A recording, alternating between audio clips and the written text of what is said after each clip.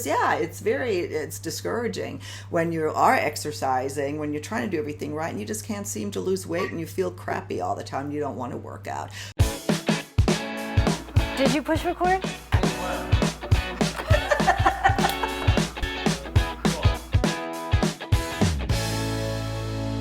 Thanks so much for tuning in again to Our Second Act with Paige and Silka. I'm happy that Dr. Laurie is staying over for another segment today, focusing our conversation back on hormones and just how important balanced hormones are, especially at this point in our lives when we're struggling with so many things already. So thanks for staying over, Dr. Laurie. I'm glad to give more information and help you.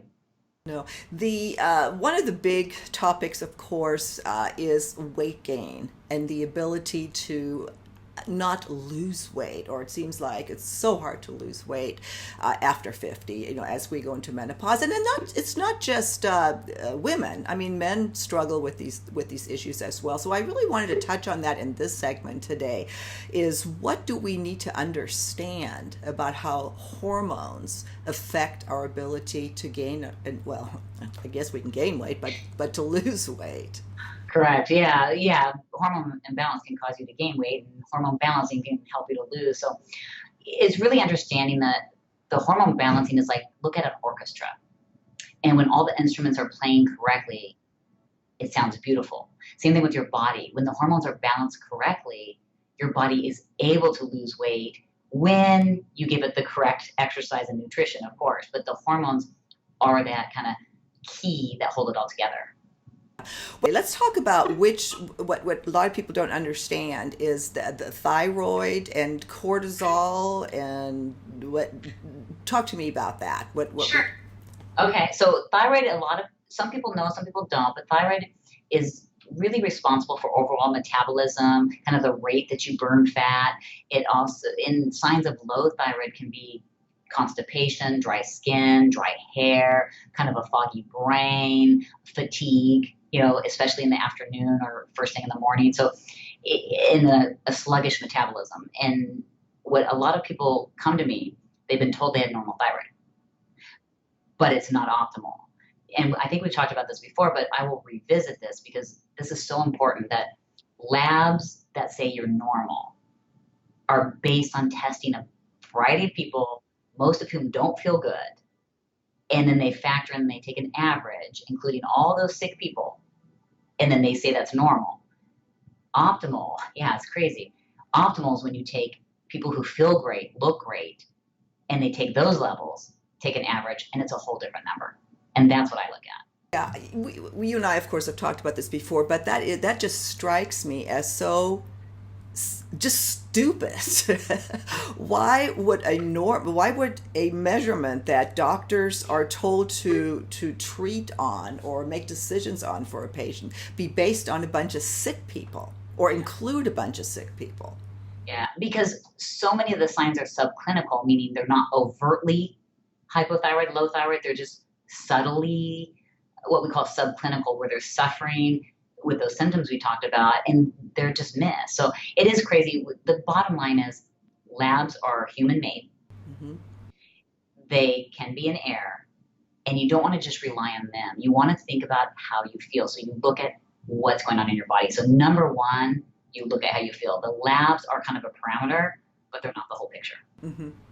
Well, so I'm told that my thyroid, somebody's listening, I'm told my thyroid is normal, but I have all those symptoms that you just said. Is there a number that, I guess these are standard numbers. So what ranges do I want to be in to be optimal? Typically what doctors are testing is the thyroid stimulating hormone, which is the TSH on your lab. And normal value for a regular lab can be anywhere from, they'll say 0.5 to maybe even up to 5, but it's a reverse hormone. So the higher that number is, the harder your body's working to make thyroid hormone. I like to see that number under 2. So you could be a 3.0 and your doctor says you're fine. And I've also had people that were even under 2 but had the symptoms, and I've treated them and they feel better and their numbers don't change. So it's not always perfect. But if you have the symptoms, and you can Google search symptoms of low thyroid, and we mentioned the main ones, but If you have those symptoms and your TSH is above 2, by all means, I would try treating it. Yeah. And below, it depends after discussing with the patient. Yeah. So if I'm talking to my doctor about this, and and he or she poo-poos what we just said, what is there a downside for treating your thyroid? I mean, That is a great question, because if you overtreat thyroid, what will happen? So number one, I always start slow and go up when I'm not sure. But if you overtreat, which I've not had this problem, but if you go too high, you can get palpitations. And if you get a little palpitations, a few is fine. But if you get more, then you stop it. It's no harm. If you stayed in that range for a long time, then yeah, it could stress your heart, and it could affect your bones, where it could cause thinning, but you don't stay there. So again, I've had patients where the levels showed high, but their heart rate was normal, they felt great, and when you lowered their dose, they felt terrible. mhm. So it's all a variety. So if it's too high for you, yes, it could cause problem over time, but you're going to have symptoms. Yeah. Well, and again, we're not trying to give medical advice to somebody that we don't even know, but Right. but to really have a conversation, what to be aware of, and maybe ask your doctor or get more of an explanation on that, because yeah, it's discouraging when you are exercising, when you're trying to do everything right, and you just can't seem to lose weight, and you feel crappy all the time. You don't want to work out. So that's certainly thyroid, very important, and then your cortisol levels. Right. And so cortisol is related to our adrenal glands. And those are two little glands that are on top of the kidney, very important for life. And they produce quite a variety of things that are critical for life. And one of those things being cortisol. And cortisol is an anti-inflammatory. So it's kind of our natural steroid, really. And we know of steroids for reducing inflammation. What happens is if we have too much cortisol over an extended time, it can tell your body to store fat, and it can affect blood sugar and really help you to not feel good. So the way to help that is supporting your adrenal glands, which is complex, and we did a whole segment on that. No, it is, and that also holds true for men and women. I mean, women, I think, experience it like all hormone changes are a lot more extreme. Would you agree? But Oh yeah, women have more fluctuations. Men definitely show it, but they're more usually a steady decline. They don't have the ups and downs we get, but they definitely decline.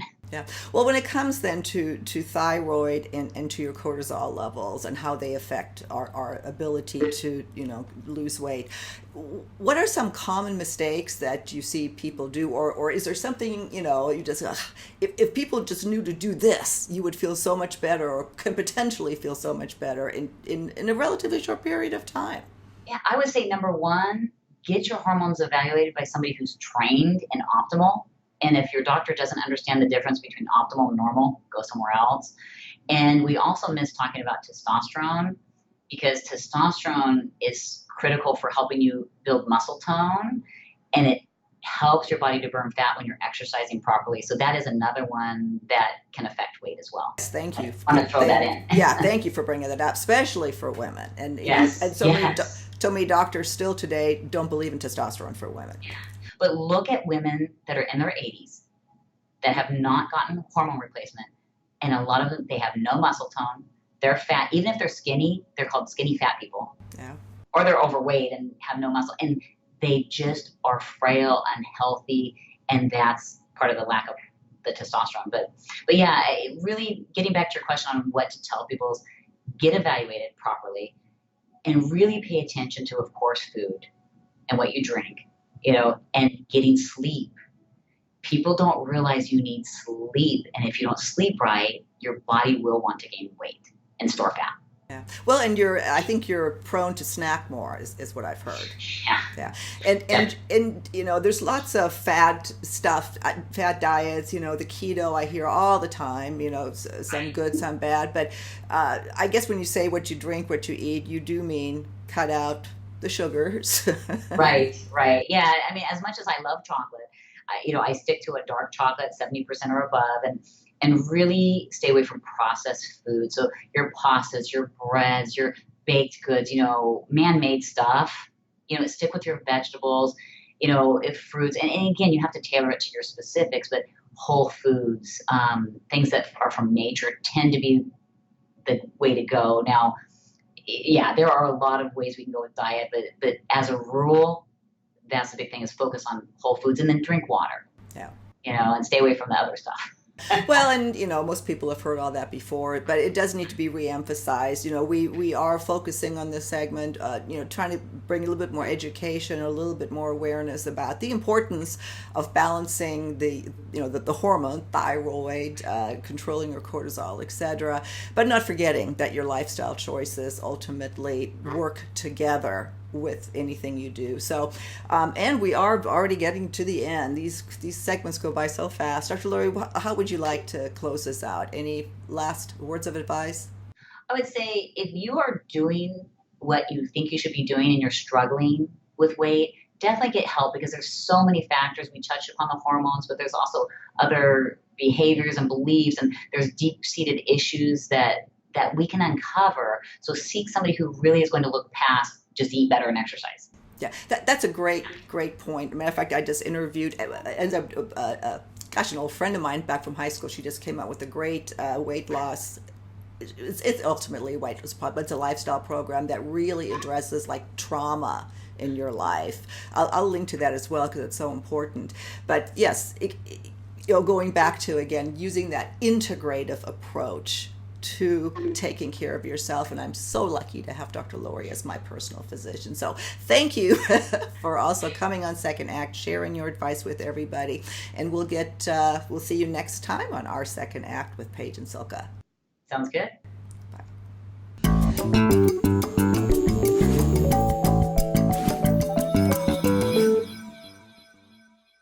If you haven't already done so, please be sure to subscribe to our channel. The button is right over here. Just click on through to YouTube, and when you see that little bell next to the subscribe button, hit that too, and you'll be notified every time we post a new video. Thanks. See you next time.